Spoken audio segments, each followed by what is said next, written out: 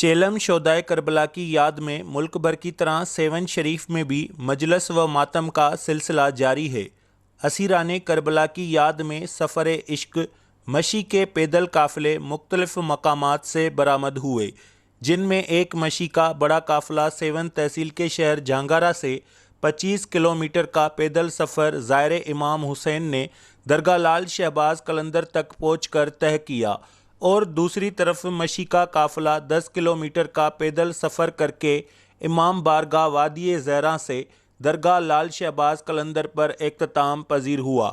دوسری جانب درگاہ لال شہباز قلندر کے سجادہ نشین لکھیاری سادات کی جانب سے سید راجہ شاہ لکھیاری کی زیر نگرانی میں